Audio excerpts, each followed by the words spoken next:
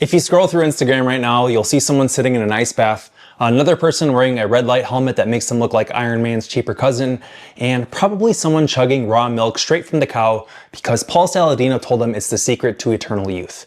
We are living in a longevity gold rush. Everyone wants to live to 100, and apparently the way to do it is by spending half your paycheck on mushroom coffee, blue light blocking glasses, or Bryan Johnson's 48-step morning routine that involves kale enemas, hundreds of calories of green mush, and 80 biomarkers before breakfast. But here's the truth. Most of the things that truly move the needle for health span and lifespan are incredibly boring. Sleep, exercise, nutrition, social connection, all the stuff your grandma nagged you about, minus the kale in your butt. The things that make flashy TikToks, cold plunges, red light therapy, obscure supplement stacks, they're not useless, but they're not the foundation. That's why today I am giving you the longevity pyramid. Think of it like the food pyramid, except instead of eat your veggies, it's do these things if you don't want your cardiologist on speed dial. At the bottom is the boring stuff that works, in the middle, the tools that multiply the benefits, and at the top are the shiny objects that look cool online, but don't matter much if you ignore the base. So let's start with the base. This is the foundation. Ignore it, and no amount of peptides or biohacks will save you. Sleep. Sleep is the most underrated longevity tool there is. Chronic sleep restriction wrecks insulin sensitivity, lowers your testosterone, elevates cortisol, impairs your memory, and accelerates aging. You can't out-supplement poor sleep. Huberman made morning sunlight a meme for a reason. Light anchors your circadian rhythm. Get sunlight early in the day, avoid blasting yourself with phone light at 1 a.m., and you're already ahead. And while Huberman's sleep stack, which is magnesium threonate, epigenin, and glycine can help, nothing fixes the basics. 7 to 9 hours, consistent timing, cool dark room. The people who brag about sleeping 5 hours a night and being just fine are the same people holding a Starbucks venti at 9 a.m. Sleep debt is not a badge of honor, it is self-inflicted aging. Now for exercise. We have your VO2 max. Your maximum oxygen uptake is one of the strongest predictors of all-cause mortality. Better than cholesterol, better than blood pressure. In fact, research shows that being in the top 2.5% of VO2 max for your age cuts your mortality risk more than quitting smoking. Zone 2 cardio is the workhorse here. It's steady, moderate intensity training where you can breathe but not sing. Add a little sprinkle of HIIT for mitochondrial capacity, and you're set. Strength training is just as critical here. Muscle mass protects against nearly every disease of aging. Sarcopenia, the age-related muscle loss, is basically a slow slide into frailty. Resistance training keeps you functional, metabolically healthy, and literally harder to kill. Grip strength, deadlifts, push-ups, farmer's carries, these aren't just gym bragging rights, they are health span tests. Now for nutrition. Forget Saladino's liver smoothies or Aspre's bulletproof butter coffee. Nutrition for longevity boils down to 3 things. Enough protein, mostly whole foods, and limiting ultra-processed garbage. Protein maintains muscle and satiety. Aim for around 1.6 to 2.2 grams per kilogram. Fiber supports gut health, which influences immunity, mood, inflammation. Micronutrients matter as well, but you get them by eating real food. The extremes like all meat, all raw vegan, fruitarian are more about internet clout than actual data.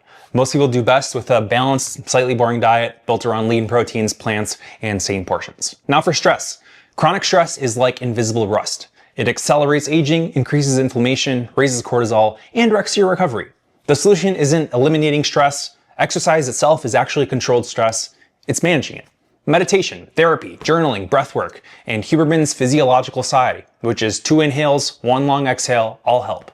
If that sounds too woo for you, try walking your dog outside. It's basically mindfulness on a leash. Now for relationships. This is the pillar that most biohackers ignore while arguing on Reddit about mitochondrial uncouplers. So there was the Harvard study of adult development. An 80+ year study found that strong relationships were the single strongest predictor of health and happiness later in life.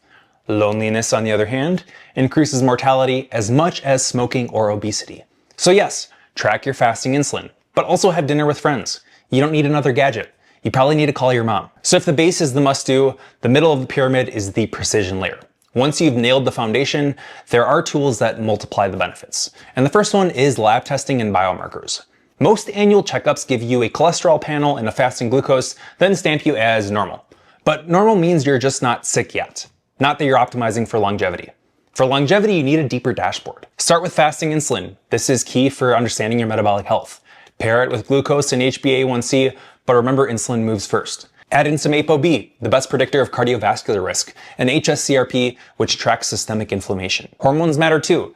Testosterone and estradiol for men, free testosterone as well, sex hormones plus DHEAS for women, and a full thyroid panel for both. Don't forget vitamin D, ferritin, and lipoprotein a if heart disease runs in your family. Outside of blood, track VO2 max, grip strength, and body composition. The key is aiming for optimal, not normal. That's how you catch problems before they turn into a disease. Now let's talk about some supplements. The supplement industry does thrive on hype, but only a few consistently deliver. Creatine is going to boost muscle, recovery, and even your cognition. Omega-3s improve cardiovascular and brain health, especially if your omega-3 index is low.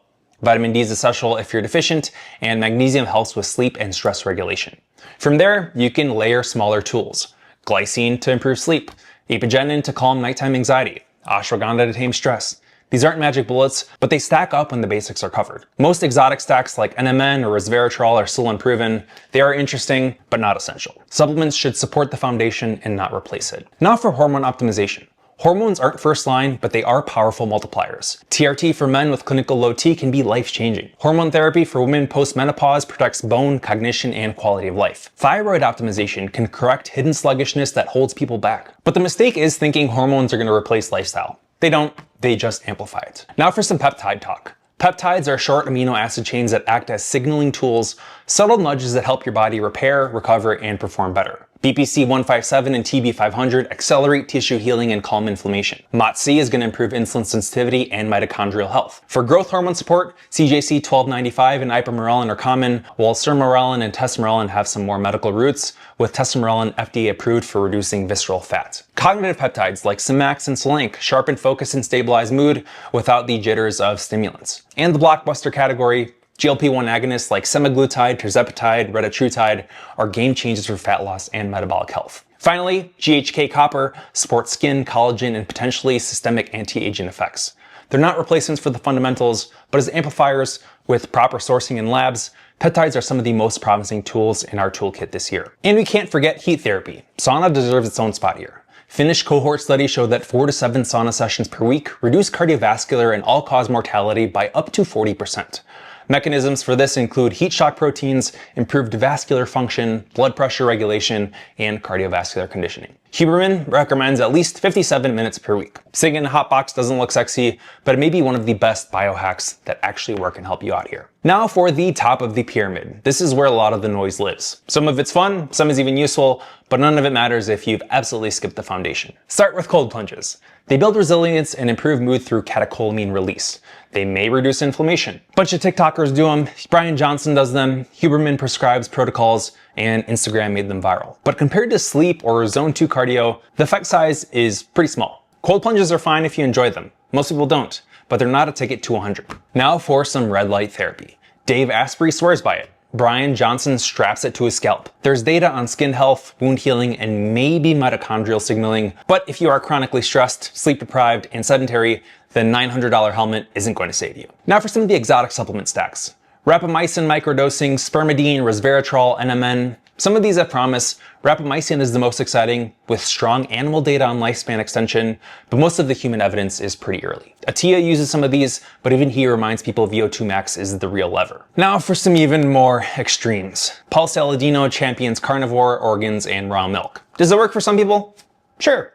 Is it the universal solution to longevity? Nah. Most people don't need liver smoothies, they need fewer processed carbs and more lean protein and fiber. And now for Bryan Johnson's blueprint. He spends millions, eats 2,000 calories a day, measures 80 biomarkers before breakfast. His biological age is impressive, but is that realistic for most people? Not unless you want a team of 30 doctors and to turn your life into a biology experiment. Definitely interesting, I'm glad someone else is doing it, but it's not necessary for you or me. Now for grounding, blue blockers, and other Instagram hacks. Walking barefoot may feel good. Blue light blockers can help you if you're glued to your screen at 11 p.m. But if you're still sleeping 5 hours, skipping cardio, these are rearranging deck chairs on the Titanic. So here's how you put the pyramid into action. Start with the foundation. Sleep, exercise, nutrition, stress, good relationships.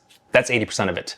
Then add in the multipliers. Labs, supplements, hormone optimization, peptides, sauna. Only then sprinkle in some of the shiny objects if you enjoy them and can afford them. Cold plunges, red light, Bryan Johnson style experiments, these are the sprinkles, not the cake. And longevity really isn't about chasing every new hack. It's about stacking boring, proven habits and amplifying them with the smart tools. The truth is most powerful interventions are free. Sleep, exercise, nutrition, and connection. Everything else is just going to be a bonus. So next time you see someone flexing their cryotherapy chamber or $20,000 biohacking setup, remember the pyramid. The base always wins. Without it, you're just building a very expensive castle on sand.